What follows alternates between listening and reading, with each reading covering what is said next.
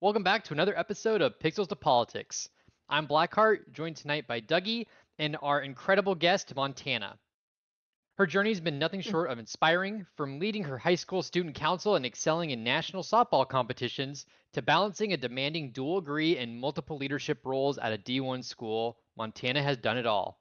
Today, she brings her passion for mentoring in her third grade classroom while juggling rec league sports, a master's degree, two part time jobs, and being a devoted dog mom. Join us as we delve into her remarkable story of dedication, perseverance, and multifaceted achievement. Stay tuned for an insightful and motivating conversation you won't want to miss. Tana, Dougie, how are you both doing tonight? Pretty good. Yeah, I'm doing all right. Happy to be here. It's good. Awesome. Yeah, we're excited to have you on. Uh, you've obviously done a lot, and this wasn't a part of the intro, but I'll go ahead and give everybody a little fun fact. Montana is such an amazing athlete, by the way. She is the first ever athlete we've had on here that has been featured on ESPN's Top 10, which is a pretty big deal. I don't know if any of you grew up watching, ESPN well into the late hours of the night or waking up early on a Saturday or Sunday, uh, watching some baseball, football highlights, whatever. But being on ESPN's top 10 is a pretty big deal. Yeah, it was probably the highlight of my life, not to be over dramatic. It was incredible. Yeah, I mean, screw the whole like getting married or, getting your degree or, becoming a dog mom. Nah, it was the ESPN No. top 10. Yeah. I mean, Yes. I can't blame you. So I'm sure you get stopped in the street all the time. How does it feel to be a big time celebrity? Oh, it's incredible. Yep, it's awesome. All right. Cool. Speaking of celebrities though, and I know we mentioned your sort of like rec league that you play in. Correct me if I'm wrong, but it was like a month or two ago where you actually ran into Brock Purdy, right? While you were playing Yeah. pickleball. Yeah. Yep. Spring break, some teachers got together to play pickleball, and the court next to us was Brock Purdy. Yeah. And so for those of our listeners that may not know, Brock Purdy is the starting quarterback of the San Francisco 49ers. They play the Chiefs in the Super Bowl this year. Brock Purdy, pretty big deal. And he was an Iowa State alum, played there for 4 or 5 years because of COVID. It was kind of weird. Um, but I think he like lives in Iowa still, doesn't he? Or at least they went back to Iowa for the wedding, right? It was like right outside Des Moines. Yeah, it was the weekend of their wedding, so all their families were there playing pickleball, and he was, yeah, like I said, the court next to us, super chill. It was Yeah. awesome. Yeah, was he nice in person? I mean, he seems super nice. Yeah, he was super nice. We were waiting to get on the court that they were on, and he popped over and he's like, "Yep, we'll get off the court. It's all yours. Sorry about it." And I was looking, I'm like, "Wait, I recognize that guy. Like, do I know him?" And it was Brock Purdy.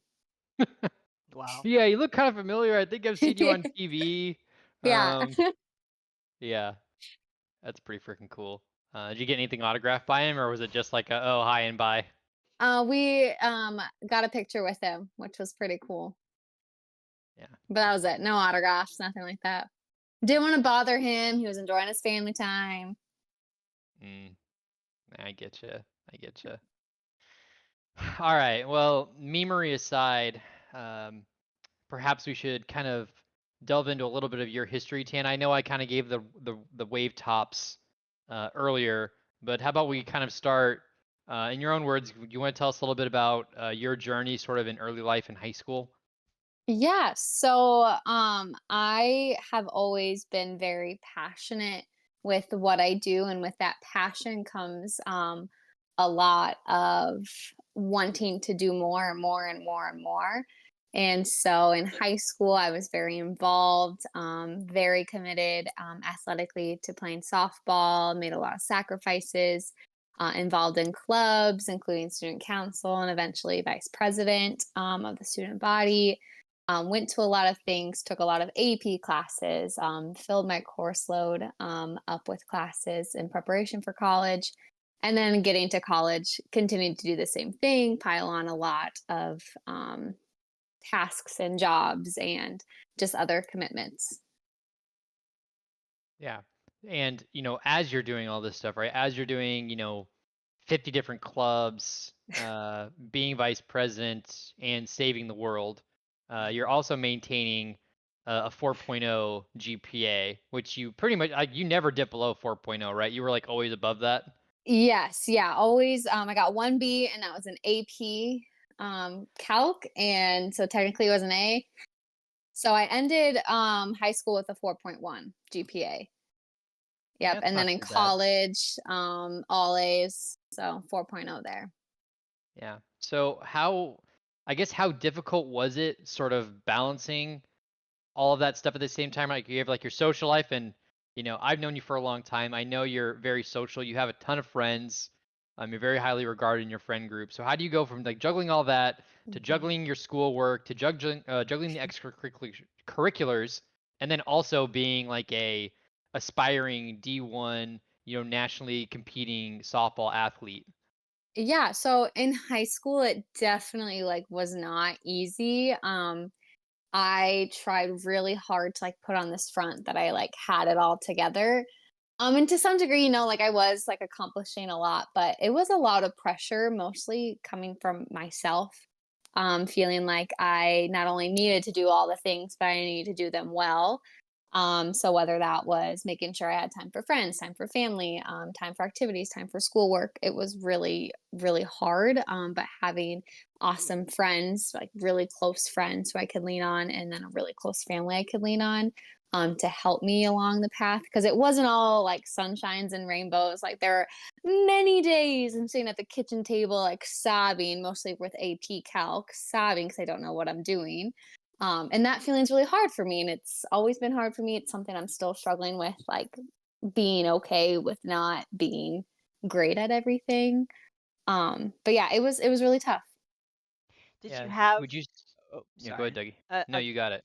was there anyone who kind of was your hero, or someone you looked up to, or what was the inspiration behind doing those things, or were you just kind of right out the gate, like pedal to the Yeah, metal? I mean, having an older brother who I viewed as like really smart and could just like do anything. I felt like that drove me. Having parents who were really successful, looking up to them and seeing all that they've accomplished in their life. I have a really awesome family members, like an aunt who moved out to California and is super successful in her job. So just really seeing a lot of role models. I wouldn't say that there's one in particular, but just a lot of people in my life who had to overcome things and accomplish things. Well, Yeah. Yeah. You kind of mentioned that you surround yourself with, um, good friends and good family. Um, what are I guess, what's the different sort of support that both of those kind of general categories offered you? Like, how did your friends get you through those times as opposed to how did your family get you through those times?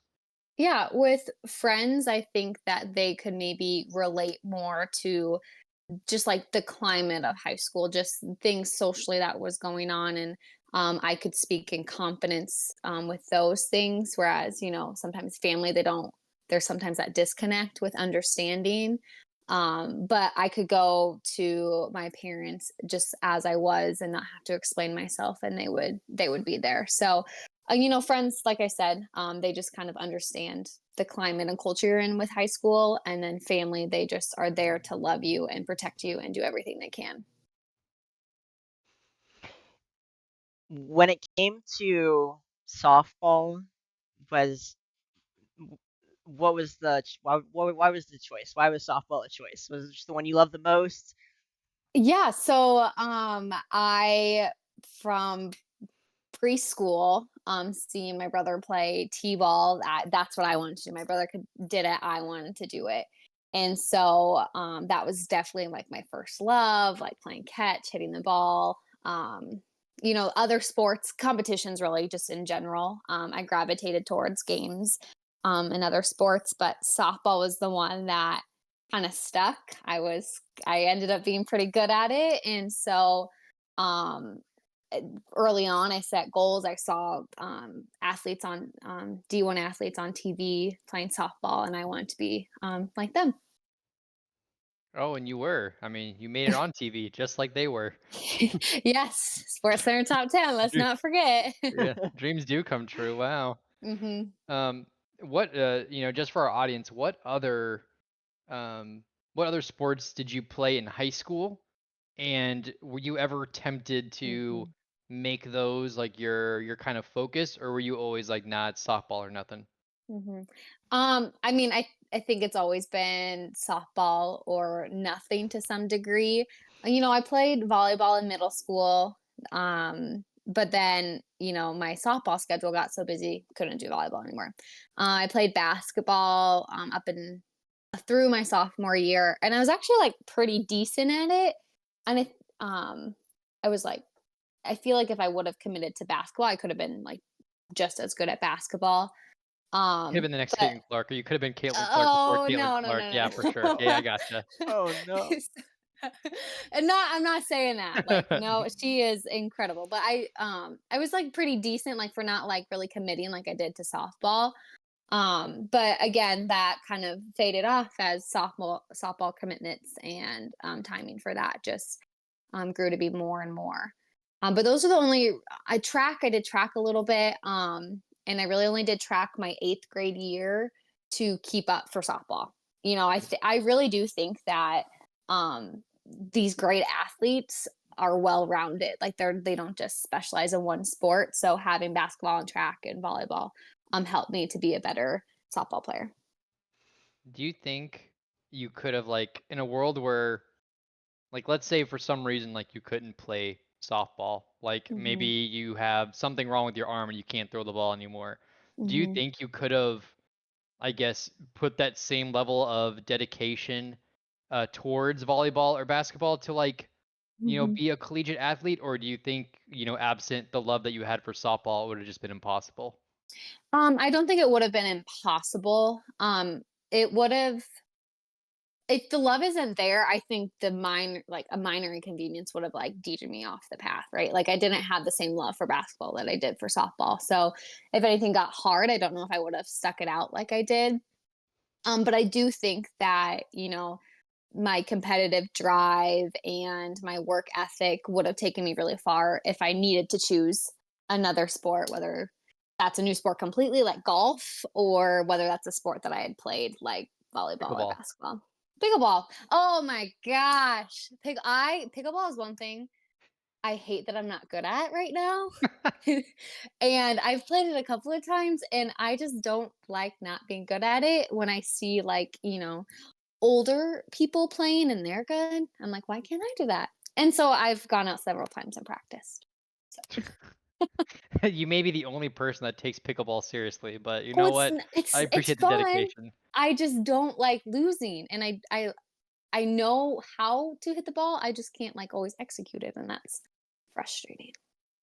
Yeah. Well, hey, just practice it enough. It'll be fine. But I am curious, if you kind of want to put in your own words, like what hmm about softball like do you love? Or is it just something that's like, ah, like I can't explain it, it's just I'm always there for it, or is there like, ah, like hmm this is what I love about softball?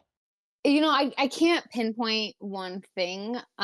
When I'm playing, when I was even like kind of in rec, the practice, I really love that process. And I think that kind of goes to like maybe like my overall attitude about life, like lifelong learning.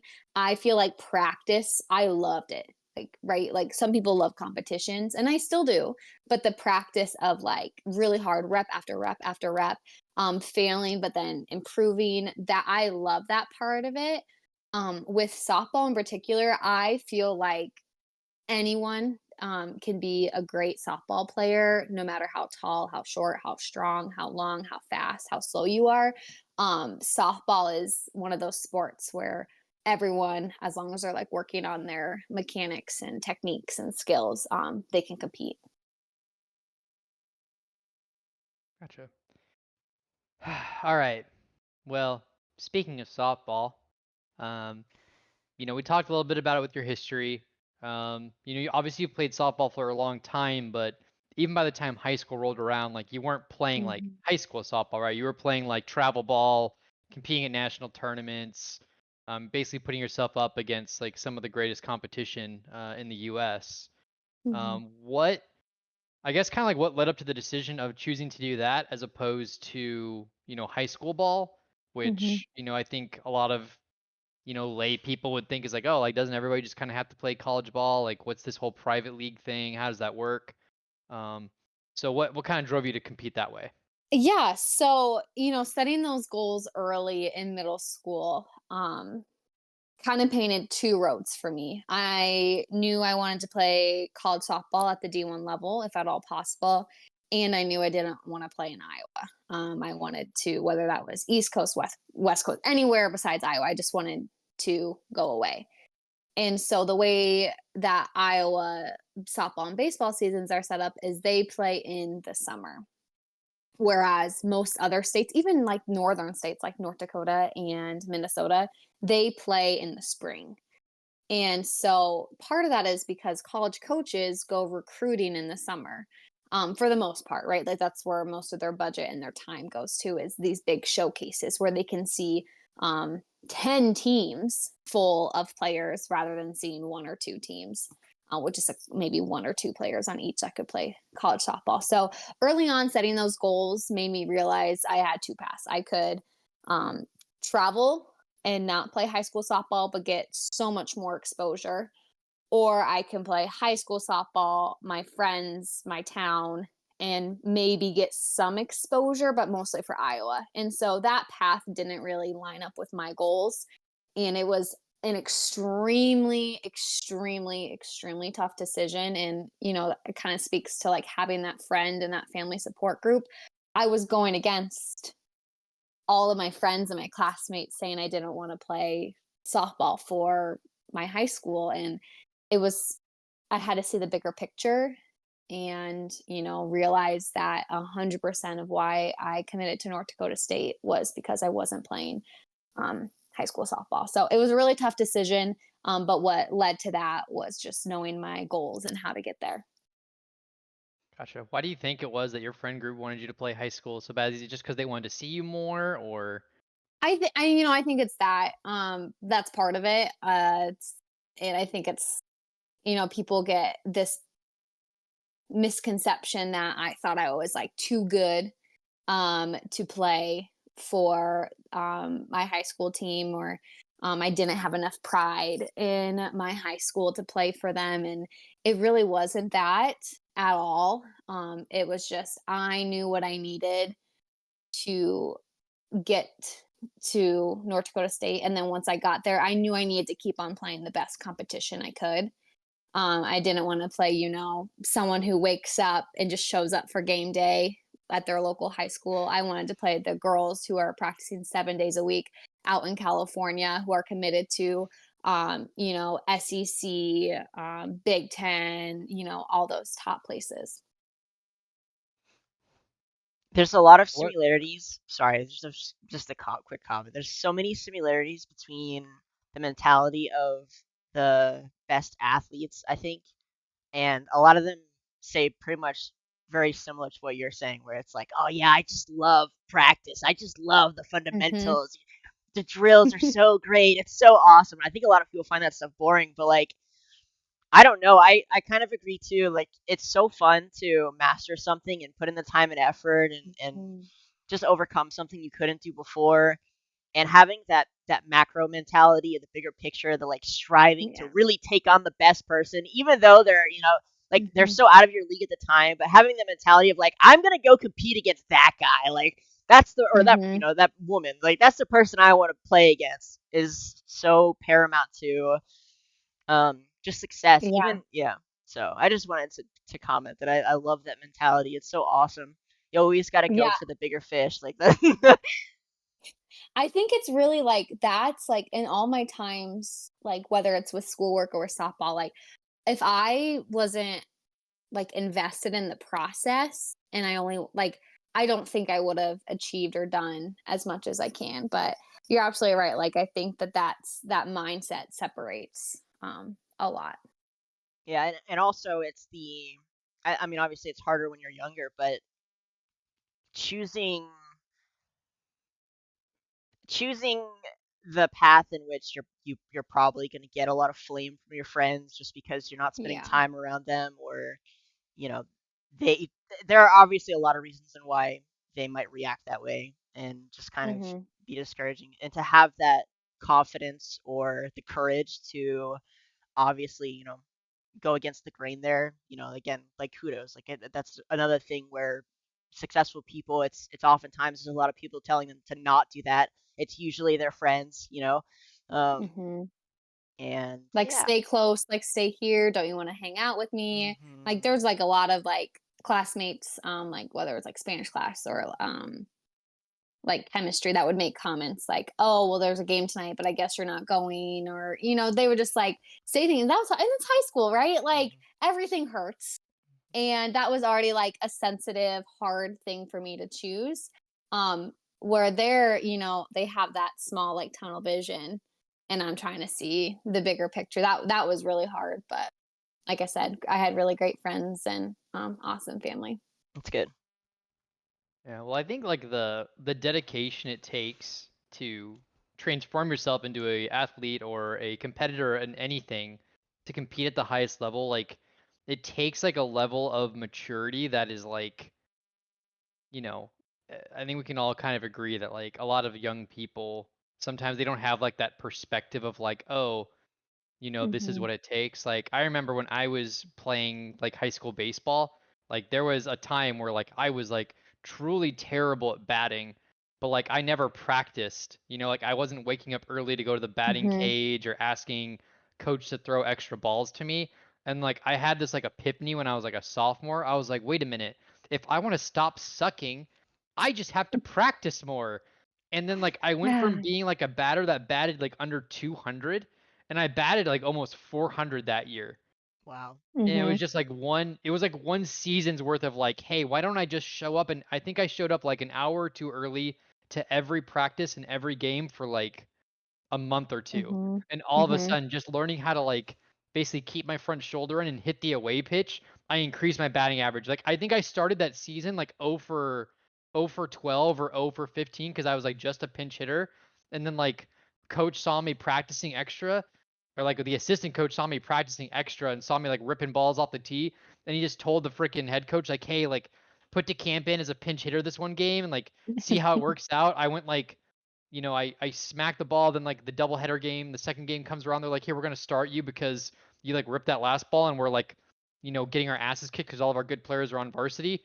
And then I freaking just, I like basically started for like the rest of the year. It was nuts. Mhm.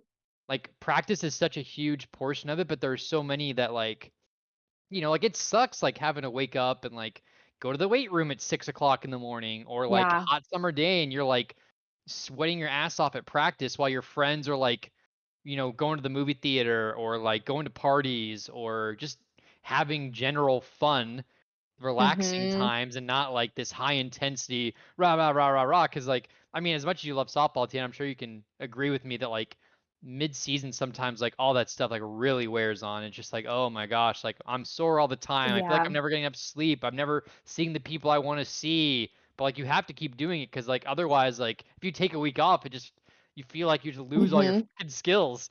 Like, Yeah. somebody has. It's a total Oh, go ahead. Oh, sorry.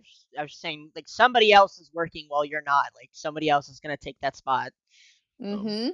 Yeah, it's a total, like, mental, like, hurdle, like you're saying. Like, it's not easy. It's really hard, to do all those things. And I would say that, like, there was a while, and kind of like COVID put this into perspective when I thought I lost my like, I thought I was done with softball forever. I kind of resented some things with softball. Like, I missed all these parties. I missed homecoming. I missed hanging out. I missed like the normal college life. I kind of resented softball there for a minute because I like it's hard to like miss those things, and it's hard to be committed and wake up on Sunday mornings or over your Christmas and holiday breaks to go out to the field or go to the cage and hit and put in that extra work. It's hard. It's totally it's much mental as it is physical. Was social media big while you were in high school? Um, it was really starting, I think, to like kind of gain tracks. Like it was Facebook in middle school. I would say Twitter kind of became more popular. Freshman year, Snapchat came out when I was in high school. But I wouldn't say that that has as much of effect as it does now, or even did when I was in college. Um, yeah. Yeah, I feel like now for the generation that's just kind of grown up in the social media sphere, it's so Hmm. hard to overcome FOMO because pretty much at Yeah. any second that you have free time, like seeing what somebody else is doing is just picking up your phone Hmm. and looking at the screen. Like I'm sure it's so much harder, but yeah, for those who can Yeah. overcome it, Yeah, it was I would say that I definitely felt that more in, college than I did in high school. that's fair. Yeah. Mhm. Well, speaking of college, um, you talked about, of going to national tournaments, getting exposure. I know you eventually committed to North Dakota State. Obviously, you received a full ride scholarship to play softball Mhm. there. Um, what other schools recruited you? And I guess what was that process like? Like, you know, did the recruiters just like hit you up in DMs, or were they like meeting you after your games and like, hey, Yeah. I'm coach so and so or scout so and so, or like Mhm. how was that process? Yeah, so it's I wanna preface and say that it's changed, there's a lot more rules in place, now. I was very young even at the time, and even now would be considered very young for when I committed. Um, so in kind of like again in that middle school time when I set all those goals, we reached out to like resources to help me get recruited. So there's like some databases that I utilized that said what schools were recruiting, who they were recruiting, the types of players they were looking for, all the contact information. And then I actually met with someone maybe like once a month, every so often, and we talked through skills and mindsets and what you need to be a college athlete to kind of make myself more marketable, I guess you could say, as an athlete. And so that started like eighth grade, ninth grade year. And there would be times like my homework for softball, along with practicing the physical things, would be setting college letters. And so I had a template. I would research the schools, make sure they had my major, make sure it was in the location I wanted, that they were competitive, and I would send out emails. And so I probably sent hundreds of emails to college coaches. Some included phone calls. The first, and again, this is really young, so I don't have like this whole like long list of places that recruited me. One was a D3 in Minnesota, and I had many conversations with the coach. He came to many of my games, very interested in like who I was as a player and as a person. Um, I went and looked around the campus there.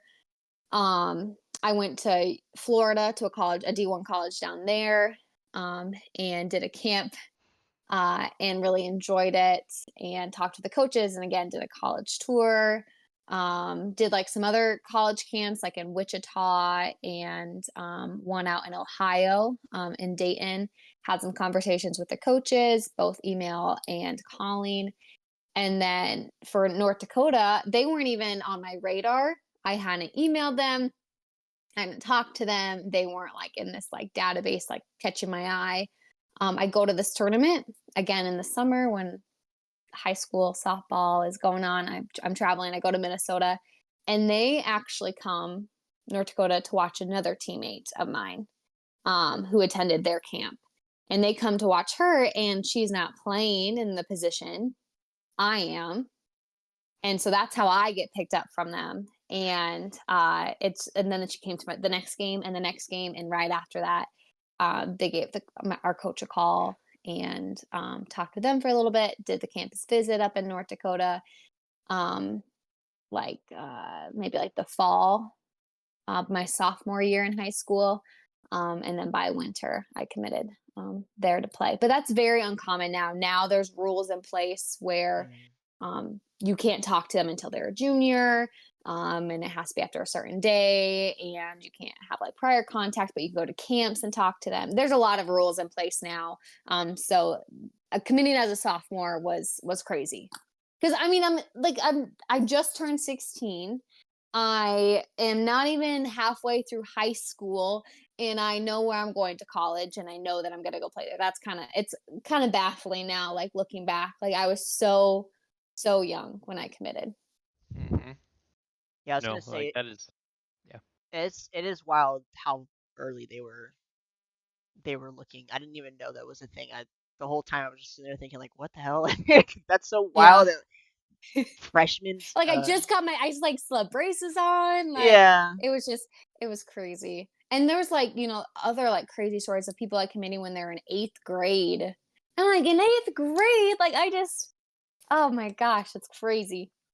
that's wild. Did you say your friend was supposed to play and that you ended up playing instead of them, and then you got interest? Is that what happened? Yeah. So really good teammate of mine, sometimes in these showcases events, there's camps before the games happen. And the camps are just like all these like different people from different teams, and then college coaches run the camps. And so she attended that. I did not attend that. And a coach from North Dakota was like, wow, I really like this girl. She's really athletic. She's doing great at shortstop. Like, communication's great. I want to see her play. And so she came to the game the next day, but I was playing, and she was at a different position. Mm. And then the coach was like, wait, like that she, and then kind of then she came back again to the next game and to the next game. And I had no idea, right? Like sometimes like college coaches will be like, hey, I'm gonna come to your game. And you know that. And then that kind of puts so I kind of a blessing in disguise, really. Was there any resentment? Was she a little pissed or peeved? Like, Um, and no, I mean like I mean maybe like I've talked to her about it a lot.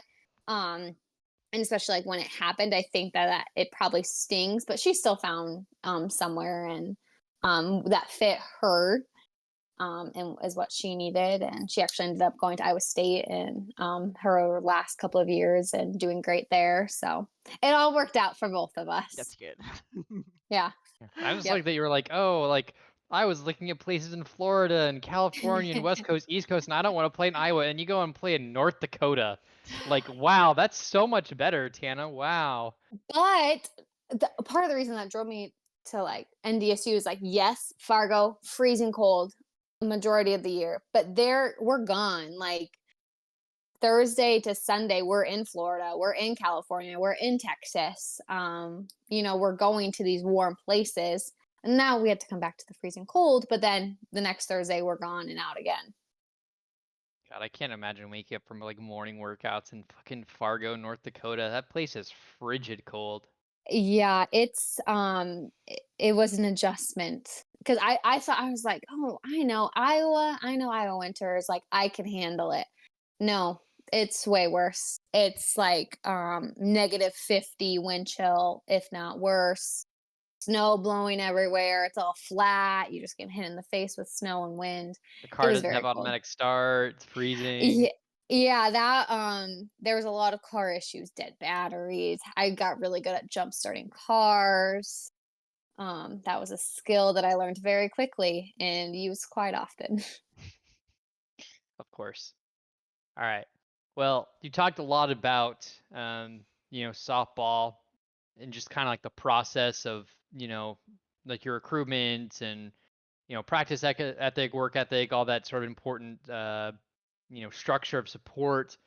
Um, but outside of that, as that's all going on, sort of what sort of like accomplishments or things that you achieved or did outside of the game are you proud of, like the most? Yeah. Yeah. So, being a D1 athlete, it's a full-time job, right? Like you're a full-time student and you're a full-time athlete. And so I was blessed to be able to participate in some other extracurriculars. And so I was a part of Blue Key Honor Society that does a lot of philanthropy and volunteering and community service. And I helped put together like the homecoming um, show, in particular ads. And so I was in charge of helping facilitate reaching out to businesses, gathering donations, putting together a booklet and presentation of all these ads. So that I'm super proud of because we raised money and it was like this really awesome creation at the end. I also competed in Miss NDSU there. And again, that was through Blue Key Philanthropy. So it was kind of like this talent show. And I was really nervous to do it. But my teammates were there to support me, which helped just kind of like putting myself out there and like being on stage and like doing a choreographed dance and all this stuff. So really proud of that. I won Miss Moneybags, and so I raised the most money, like channeled through me. I was also served as vice president and president of the Student Athlete Advisory Committee, and I loved my work on there. Again, very community based, very volunteer based. We raised money, donated blankets, did like a food drive, and through that, I was able to do a lot of interviews and connect with people in the community to spread the word. My real senior year, my fourth year, I was nominated. I was a top 30 finalist for the Senior Class Award. And that's nationally. So like all schools, D1 schools, have people involved in this, and it balances how you perform athletically and how you are in your community. So like volunteering, which again is very, very much what I love. So that was a really great accomplishment for me. Yeah, I mean, I could go on and on and on about all the things I did along with softball and being a student full time. I also did my student teaching while I competed my fifth year. And that was, I think, the biggest challenge of my entire life. I think I grew so much as a person because I would literally wake up at 5 a.m., go to workouts, leave workouts early to go to school, teach, learn all day, leave, go to practice until 7, and then go home and do my homework or hang out with the teammates. And that was a real challenge. But yeah, I did a lot of things in college I'm really proud of. Career-wise, were you dead set on softball, or did you pursue like academically other subjects at the same time? Like what was the trajectory looking there? So I knew that when I was looking in colleges, I wanted to be a teacher. So I was looking for colleges that I could play softball and pursue education. And so NDSU has this dual program, and so it was human development along with teaching for my degrees. And I knew from the get go that I wanted to be involved with kids, mostly in schools or maybe like nonprofit stuff. And so I was able to pursue that and get a lot of experience in the community along with education in that way. Why most people I only say it like that because I feel like most people are like, ew, kids. Yeah, I think that, adults have such a high impact on kids. I mean, I can list like teachers that made such an impact on me growing up in elementary, middle school, and high school. And to be that person for a student, that mentor for a student to help guide them along the way, just really intrigued me. I also feel like I can be creative with teaching. And that's another thing that I hold near and dear to my heart is being creative. And I kind of have that outlet as well. That's good. Don't get me wrong, teaching is not all, it's not very always blissful. But it does have its rewards. I actually know quite a few teachers, which is I don't know like I don't know how that happened, but they all kind of say the same thing. They like love being Yeah.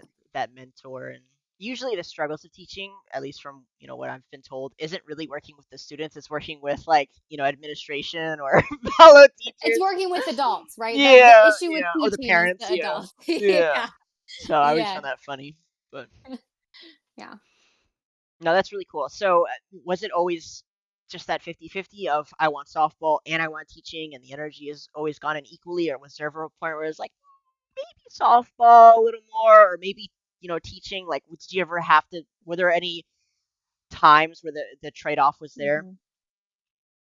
Yeah, I would say again, in that process of looking for a college, I also wanted to make sure that if for some reason I had a career-ending injury, I was okay where I was. I would say to start out college when I'm just taking like the general ed or general required classes, softball was definitely here, and um, everything else was below that. And as I'm like got more experience and I was nearing the end of my college academically, or softball started to, maybe slow down just a little bit. And then teaching kind of came up to that same level as softball. I again that fifth year, so COVID happened and I was able to get a fifth year. It really put into perspective just, I feel like I found myself in teaching, and that made me a better softball player, truthfully, and a better teammate. Being able to manage all the things I did. I would say that's when it was the most even was my fifth year. I see. Yeah. So as softball, I guess, in that fifth year winds down, obviously you're starting a new chapter of your life and you have to go from being a college student to a real adult. How was that transition, and how have you enjoyed being a third grade teacher thus far? hmm I would it's weird. So my fourth year, COVID happened, and like I thought I lost everything. And that I was completely devastated. I'm like, I'm never gonna play softball again. I've been playing it since I was like 5 years old. And that was a true heartbreak for me. And so that fifth year, I felt like I was able just to really take it, have an attitude of gratitude the whole time, and just be really thankful for the experience to kind of help lead me into being an adult, as you would say. And so I was ready when college happened. I think a lot of times what happens with athletes is they lose themselves because it's like I'm a softball player, I'm nothing else. But I kind of had that ripped out of me beforehand. And so the transition into adulthood was pretty easy. I was really eager. I just was coming off of student teaching. Um, I found a job during the summer, and so I was pretty certain on where I was going. And I have just absolutely loved teaching. I just finished my third year, and I even just today I was like talking with another teacher friend, kind of just like the relationships. I miss the relationships I have with my students in the summer. Don't get me wrong, I still need my summer break, but I really thrive and just enjoy the relationships and how I can support students along the way. And also the friendships I've made with other teachers have been awesome. That's great. Um, how long have you been like officially a teacher? 3 years. I just finished three. I gotcha. And I mean, you had some experience before COVID as like a hmm teacher's assistant. hmm What was the transition there for like COVID? Was there like long lasting impacts on teaching? I know whenever people talk about it, it tends to get, they say it was crazy. Yeah, so I got a little glimpse into what it was like as a teacher pre-COVID. I was a playground supervisor again while I was a full-time student athlete. And I was able to substitute teach and again kind of get the vibe of the school pre-COVID. My student teaching happened during COVID, and that helped like it was crazy. It was every I feel like we would get one email saying, okay, 15 kids at a time. The next email would be, okay, only 10 kids, and it would be like things were changing so much. And I've definitely seen the effects it can have. This past 2 years ago, I had kids who were in kindergarten when it happened, and those kids were significantly different in just how they were socially and academically because of missing school because of COVID, and having distance learning, versus the kids who were maybe not even in school yet when that happened, and just how they are they have developed. So I think COVID has definitely changed the education setting for better or for worse. You know, I think there's some positives that also came out of it, but What kind of positives? I think that, you know, just understanding how to leverage technology is one. Having more of a focus on social emotional development of students is a huge one. I think that was really kind of pushed to the forefront when COVID happened, and understanding all the aspects of a student's life that affects them.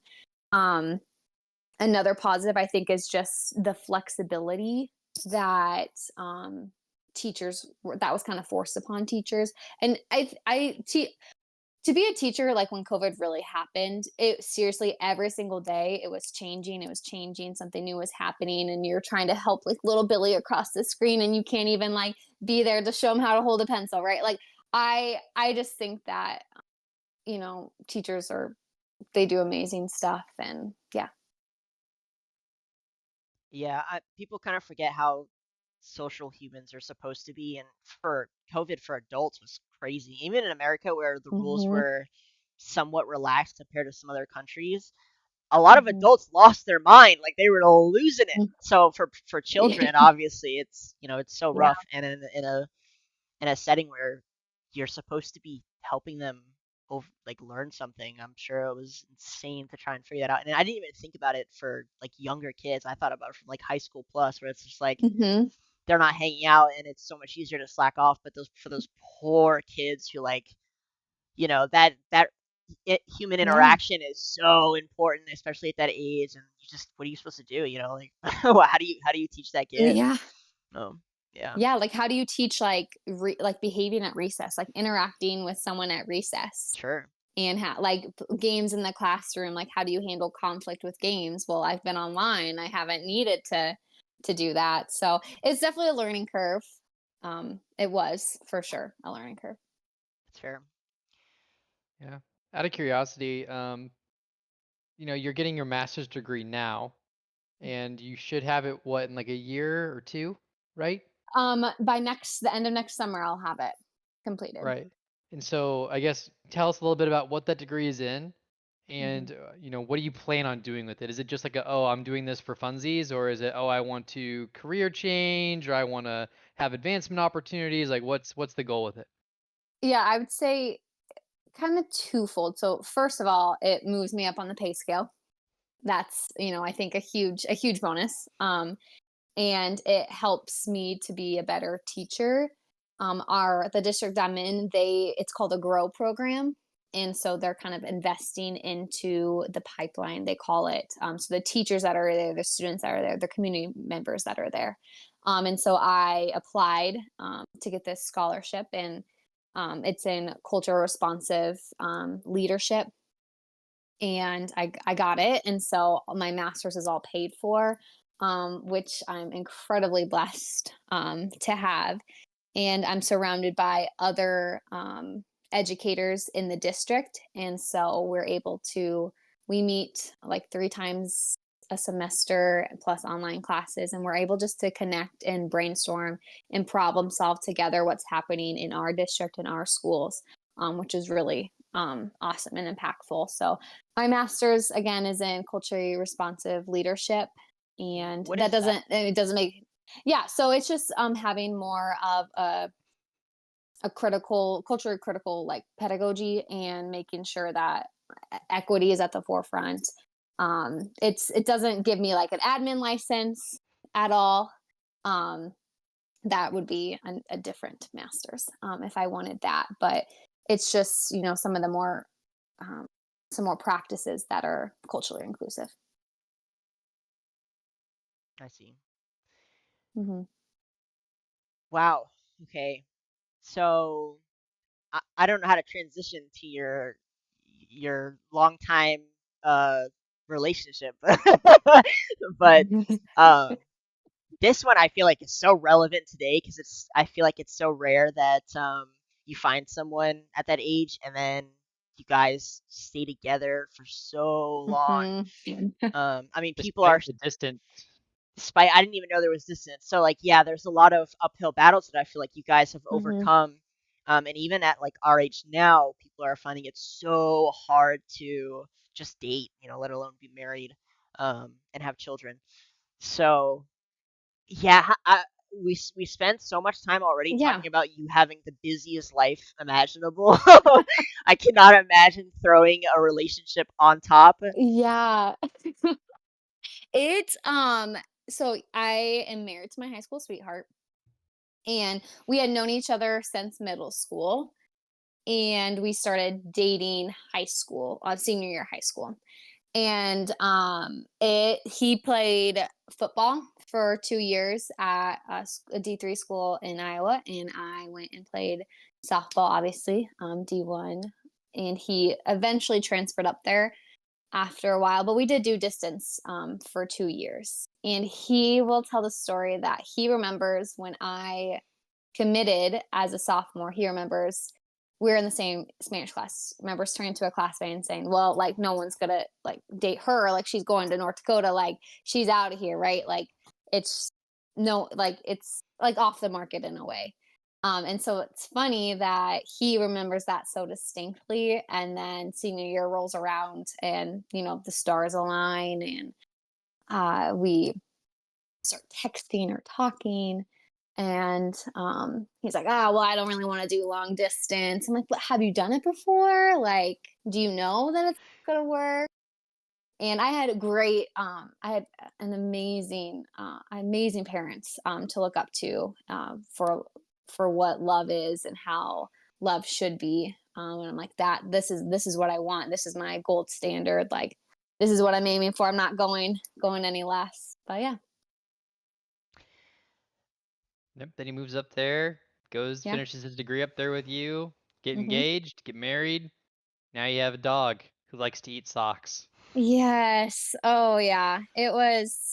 We got engaged during COVID, and we waited 2 years to get married. We're like, we need this thing to be like completely like out of the way. I don't need to read book. I don't want to like have to worry about any of that. And so got engaged during COVID, married 2 years later, got a house together, have a dog who just got out of emergency surgery on Thursday for eating a sock. But we love him. He's a good boy who does bad things. But yeah, He a lab. He got some lab blood in him. he's a Or Sherman. Bernese. Oh, He's a Bernese. I have. Well, I kind of have a Bernese Mountain Dog. She's half breed, but I love her. She's so Yeah. great. Oh, he is the friendliest dog. Everybody is his favorite person. Everything is his favorite thing. He's so lovable, and Yeah. he just loves socks, and he doesn't chew on them, right? Like he just swallows them whole. And this one ended up getting stuck. So Poor Yeah, baby. he is like I like to say, he is like the nicest dog ever, but he is like you just look at him and you're like, "Oh, buddy, you're so stupid." he he Like, you could just tell the look in his eyes, just like, That's the man, buddy, Bernese you're not Mountain the Dog brightest. look. yeah. He's such a good boy though. They're like that. They're like that. It is what it is. They are the sweetest dogs. They're Yeah. complete cuddle bugs. They're so fluffy and they're Yeah. so great. But yeah, unfortunately, as much as I love that breed, they are just Yeah. so dumb. Oh my goodness. Yes. Mine had the Yeah. He's nastiest not the habit. smartest. Yeah, she had the nastiest habit, and she still does. She's like 10 plus at this point. She's an old grandma, but she has the nastiest habit of jumping down the stairs, and I mean like jumping from the top step. She'll just fucking leap and like bust, like all throughout her life. She has had a limp, and it's just her constantly jumping down the stairs, and I'm like, what are you doing? Why are you like this? It's Why? cooler that way. And Cooler. we took her to the vet all the time, like, she's fine, she just hurt her ankle, whatever. And it's like, this dog, man. Yep. Of course, everyone's like, what are you doing to this dog? Like, why is she always limping? And I'm like, Yeah. it's not my fault. She's just crazy. Like, Yeah. She's born this way. yeah, Born with a little less brain cells than the rest. It makes it an exciting story, right? It should Oh be my boring if goodness. she didn't jump from the top Oh, down. It should be I know. boring. That's true. That is an opinion. That is an opinion. Maybe not the right one. I wouldn't change her. I think she's Like I've had a Mhm. lot of dogs throughout my life, and she's by far like one of my favorites. She's just so old at this point. She Mhm. just kind of stares at walls, and I'm like, oh, jeez. Yeah. Going a little crazy now. Yeah, but I love her. Yeah, Bernese Mountain Dogs. They're A1 for sure. They're just stupid. Mhm. That's what it is. Yeah. It is what it is. There you Yeah. go. As much as I would love to talk about dogs pretty much ad nauseum until the heat death of the universe, it might be good, I guess, now that we've heard, I guess, a lot about your personal, professional, sporting life, Tana. Um, I think now that our listeners have had a chance to hear your story and kind of, hear about all the different things you had to go through and what you're currently going through and kind of your general outlook on life. Um, Maybe we can kind of Mm. dissect it a little bit, talk about sort of what sort of, I guess, like what sort of like things that you've done that you feel like have gotten you to where you are, and advice Mhm. that you would have Mhm. for maybe young women who are wanting to commit themselves to an athletic field or anything like that. Because I mean, I think we can all kind of agree that like the way that young women treat sports is a lot different than the way young men treat sports, right? Like there was Mhm. never a time when you were in middle school, you're like, oh, I'm gonna play softball and like be on TV and make Yeah. $1 million. Whereas potentially for like a young high schooler who's like an amazing baseball star, I mean, there's like money out the wazoo for that. Mhm. So it's like a different sort of it's a different sort of path between men and women's sports.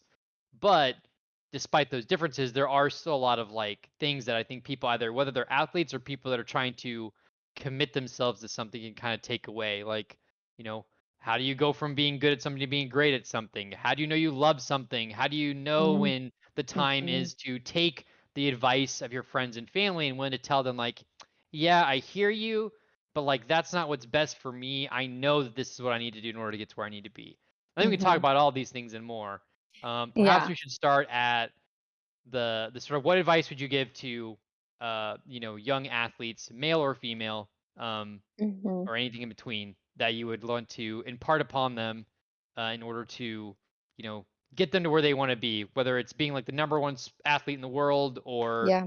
just getting to a D1 school or getting picked up for college, whatever. Yeah, there's so many different ways I can go with this. I think that the biggest takeaway for any female, any girl who's growing up and seeing their goals is that you have to be true to you. Your worth is not in the grades you get. Your worth is not in the sports you play, the achievements, the things you do. And that's something I wish I would have learned a lot earlier, is that I am who I am not because of what I did. Um, and there was this book I read in college, and again, I wish I would have read it earlier. It's called Present Over Perfect. And I tried so much of like my high school life and even into college to be perfect. I think that female athletes, um, and just females, girls in general, are kind of put into like, you have to be perfect at what you do. You can't just like show up and like do whatever. You have to be perfect. You have to always be on. Um, but my mindset really shifted to just being present, to just being there, whatever I had to offer that day, whatever my feelings were, they were valid, they were real, and I could get through. I just had needed to be present. So I would say that's the biggest, takeaway for me, is to be present and to know your worth. Okay. And let's, I guess, take it very specific for like, let's say I'm, young Timmy or Tina, and, I'm a middle school athlete and I had this dream. I have, athletes on posters on my wall. I see them all over my Hmm. Instagram, my X, my whatever. And I'm like, I want to be, I want to be that. I want to be on ESPN. I want to be on a highlight reel. What would you suggest to, anyone of like, if that is your goal, like what are the steps they need to take in order to get themselves to a level where like Hmm. scouts are going to be interested in recruiting them for college, and that even beyond that, they can find a way to meet that level of competition they need to. Yeah, you got to visualize. I think first and foremost, you have to picture yourself being that athlete on TV. You have to picture yourself being the person on Sports Center Top 10. That's the first thing you have to do. You can't I you, you have to really put yourself in that position. And once you do that, then you kind of backtrack. Okay, how can I get here? What are my goals? What are my action steps? What decisions am I going to have to make, to start making, to stop making? But it all starts with visualizing and setting that goal. All right. Sort of a follow-up question. How important is dedication and diligence in practice? Huge. I think, going back to your story when you had that epiphany of wait, I need to do more. You can't just show up and hope it'll happen, wish it'll happen. You have to show up and know what you need to do and put in everything you have. It doesn't always have to be physical. It can be that mental side too. Like, how are you talking to yourself? How are you responding to adversity, to challenges? That also makes up a great player as well. Did you say the book you read was Present Over Perfection, or what did you say it was called? It's called Present Over Perfect, and the author is escaping me right now. But basically, the whole book is kind of built on this idea that we do a lot, a lot, a lot, a lot, a lot, which is exactly how I was feeling, and that it's okay to take a step back. We should be making relationships versus rushing. We should be finding meaning in what we're doing versus just like all this mania and this craziness. And yeah, and then just being present over perfect. Yeah. Present Uh, over perfect. Leaving behind frantic for a simpler, more soulful way of living by Shauna Nyquist and Breen Yeah. Brown. Yes. Yeah. And so it just, that I think was, what I needed to hear, what I needed to hear, which is, I think, feel like everything in life, right? It's the moment, the timing. But in that moment, I felt like I was truly juggling everything and it was falling off. And that's what I needed to hear.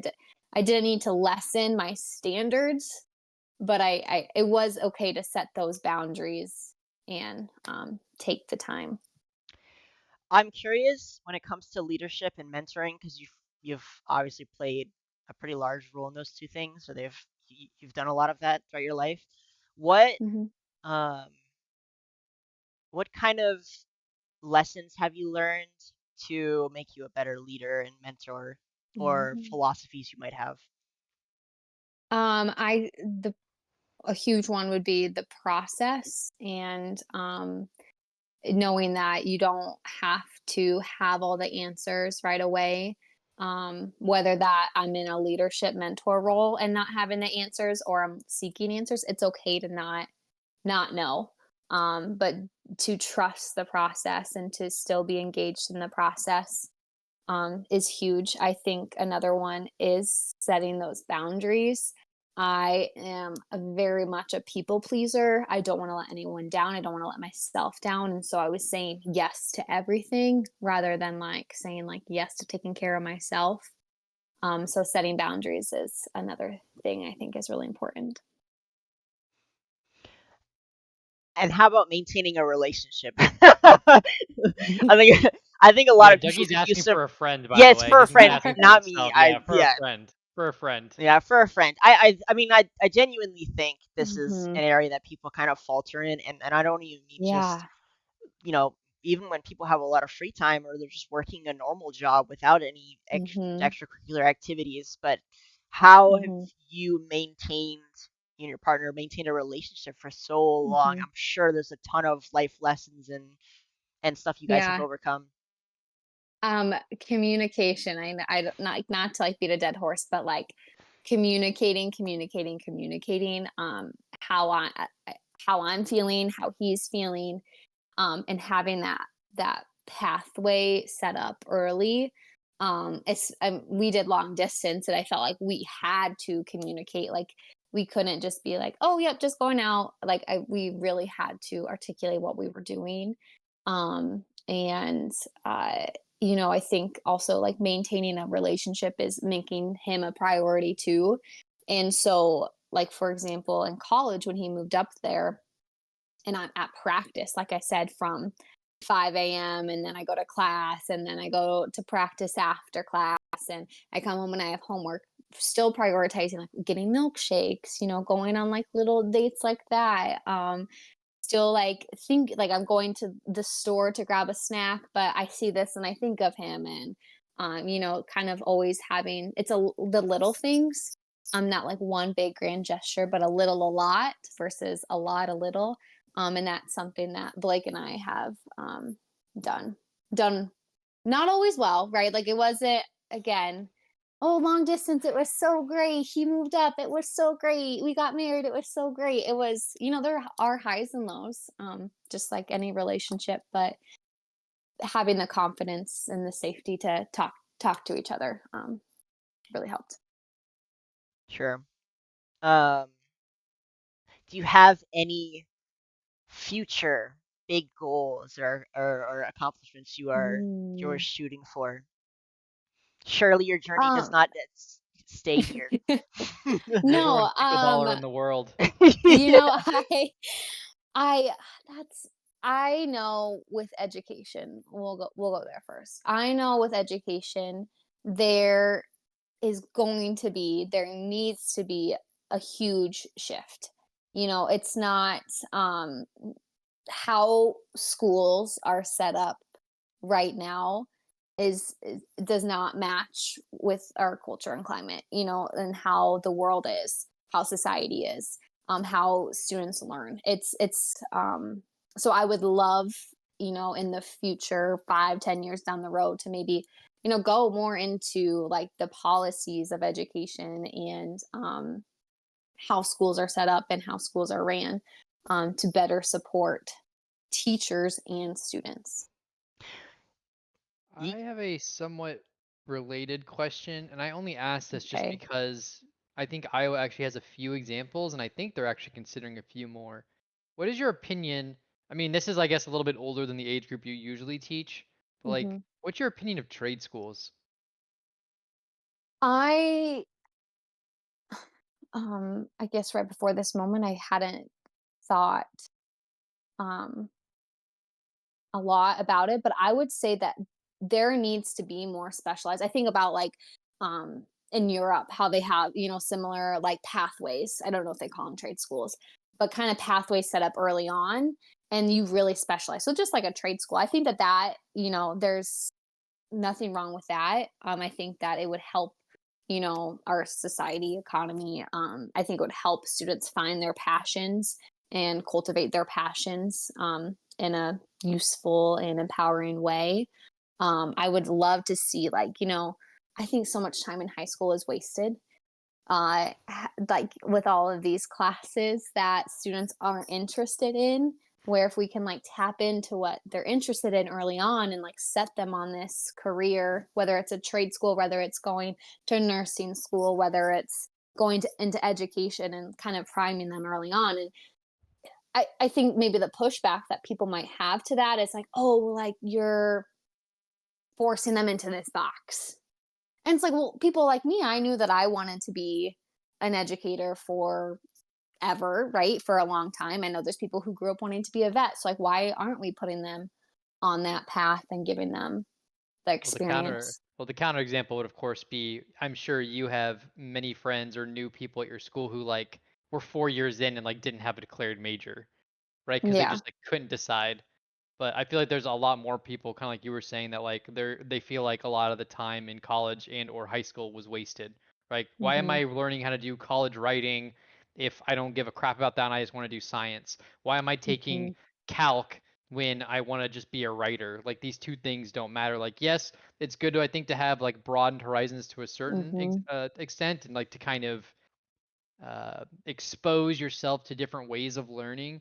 But I feel like the access of information that we as a society have, where like if I'm hmm curious about something, I can literally Google it and fucking teach myself or watch a YouTube video on how to do it. You hmm know, like that broadened horizon kind of is like already there. Like I can access pretty much any piece of information I want with this thing right here. Which it's kind of hmm hard to see with my filter, but it's my phone. I can look up pretty much anything I want to Yeah.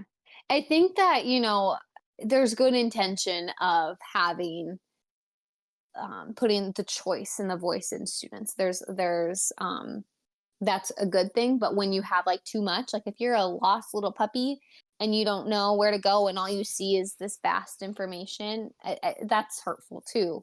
So I don't think there's anything wrong with encouraging and supporting them along the way.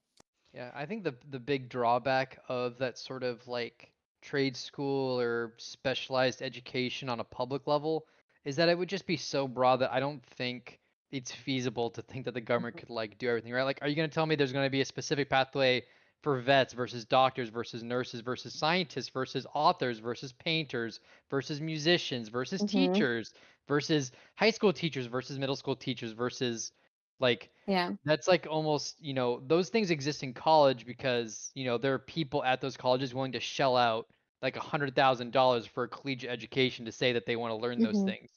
Whereas, like, are you really gonna expect the government to fork out that money for, middle school, high school students who, are still trying to figure out what life is about and like what they want to do? Not everybody, you know, knows that Hmm. they want to be a softball player or a teacher at such a young age. Like, you're very blessed in that you knew that, but I think you Yeah. also had a lot of classmates just like I did who like, were like through college and was like, I don't know what I'm gonna do. Like, I'm gonna move back home and, I'll find a business to like work a desk job and, we'll make it work. But I think there may be maybe an opportunity. Like, I think some of these things, like, not that I love when the private sector and public sector work together a ton, but the reason I bring this up is because, in Des Moines you have like the Mid American Trade School, right? Hmm. Where they train their electricians and it's in substitute. They're like, hey, if you go to the school and you graduate, you don't need to spend 4 years at a big name university. You can just like study here for a year or two, learn exactly what you need to know. We'll give you an associate's degree. You'll be a licensed electrician to work at Mid American, and you're gonna have a job when you graduate. And I think they even pay the students. They're like, I don't even think it's like, oh, you have to come here and pay to learn. It's like, no, we'll pay you to Hmm. learn, and then you're gonna have a job after. And like Mid Americans made a ton of money doing this because they get better quality electricians. They have better job retention. They teach people exactly what they need to know rather than relying on, this sort of collegiate and high school level education system that we've had. I think businesses are kind of seeing that now. And I know that I think it's been talked about that the tech companies that are moving into the Des Moines area are considering doing something similar for themselves because their big worry is that, like, Hmm. how are we going to get these cloud computing or fiber optic professionals in Iowa where, like, nobody really wants to live? Like, what if instead we just made a trade school and then like gave them guaranteed jobs if they came here and paid Yeah. them to go And to school? invest back into them, right? Yeah. Like get them there and continue to invest in them. Yeah. I think it's done a lot for like um keeping quality talent at home because like in Mid-American's case, a lot of them are like, Des Moines natives, right? And they're Hmm. people who maybe never would have ever considered becoming an electrician before. Like they see the job on paper and they're like, "Oh, that's like cool and all. Like electricians made a decent amount of money. They have good job retention. You're always going to need them. But like I don't Hmm. want to go to a four-year university to like, get a degree Hmm. for this." But then they're Hmm. like, "Oh, but you're gonna pay me to go to school, and I'm gonna do this, and I'm gonna have a job after. Like that sounds pretty good, and I don't have to move super far. I can just stay here." Hmm. It's Like I know very, yeah, Mid Americans like, I mean, their facilities are, I mean, they're nice, nice. and they've had a lot of success with it from what I've heard.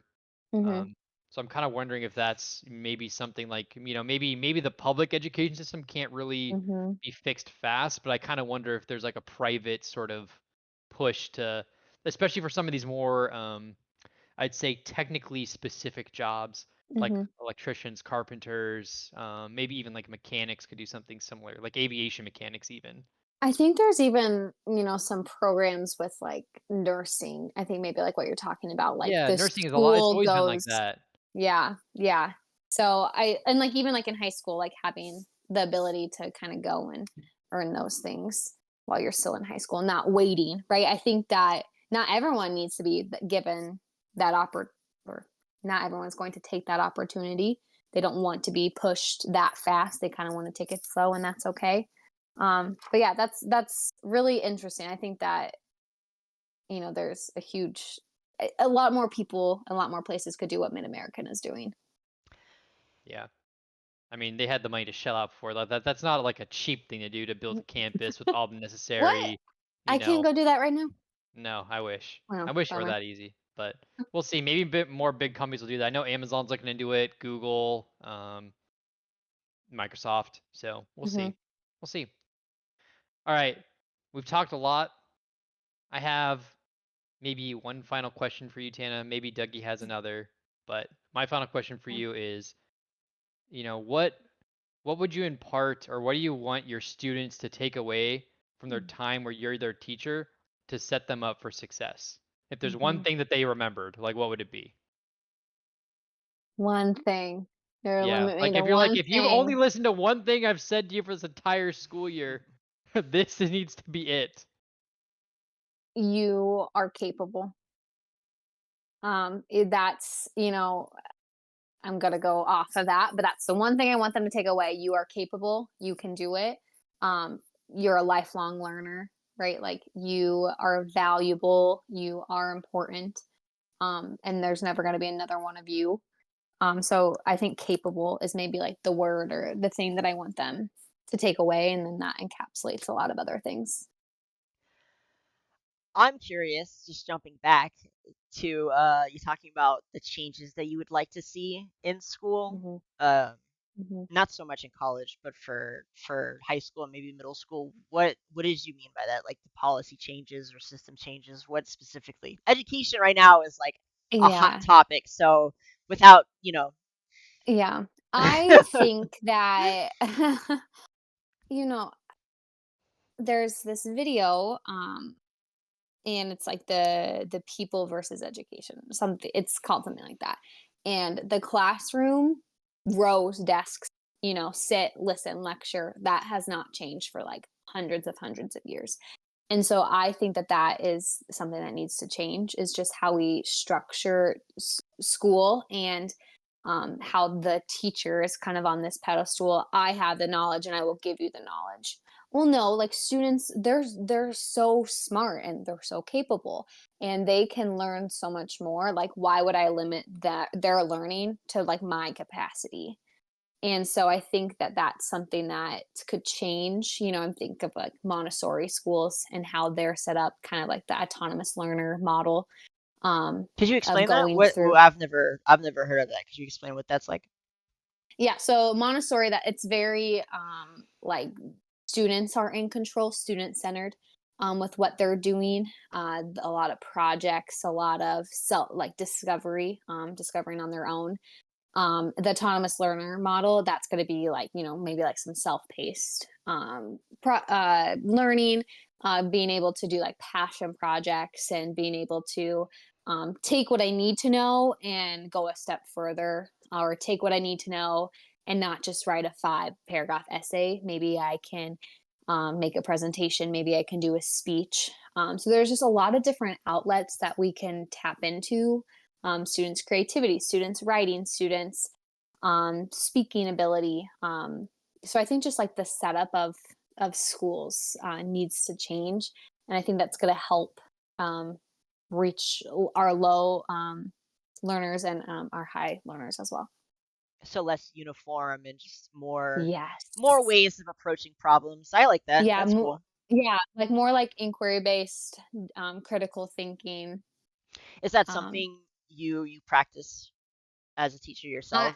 Do you give out more yes. options when approaching subjects and Yeah, and it's terrifying, right? I think that it's easy to be like, you need to write a paper, you need to check mark this and this box. I need to know what you're giving me, to kind of like relinquish that control over, and have it be more in the students' hands, is terrifying, because I want them to go here, but what if they go here and here and here and then over there and then back? Like that, but that's all, like that's how everyone learns, that's how everyone makes growth. You can't just always be fed the answers, to like take a multiple choice test, like that. Our world is not multiple choice tests anymore. Like, um what we were talking about earlier, like there's so much information on our phone. So if it's something I can Google on my phone, then that's like, I need to take it a step further. There's more higher learning that I can do. for sure. No, now I'm thinking back to when I was a student and I knew some teachers who, when they, we had the quiz or whatever, or like a problem or presentation, they had offered Mhm. more than one option, whether it was a test or speech or a presentation. And now I'm thinking, Mhm. like they had that same idea. Mhm. Oh, no, that's Yeah, cool. there's a lot of outlets, a lot of avenues, to, like, tap into students' interests and students' abilities. That's fair. I think that's it for me. I don't know if I have any more questions, but thank you for your time and sharing Yeah. your life basically and a lot of your philosophies and your guiding principles. I think those are all really good things to live by. And again, we live in such a world now where a lot of these poor students, the FOMO is so bad because they're so tapped into everyone's lives all the time, and Mhm. it's so hard to disengage and Mhm. just Yeah. disconnect from the hive mind. Oh, Yeah, yeah, this was great. I loved, getting to chat and, share a little bit of what went into, like, my mindset and my perspective, so I appreciate it. for sure.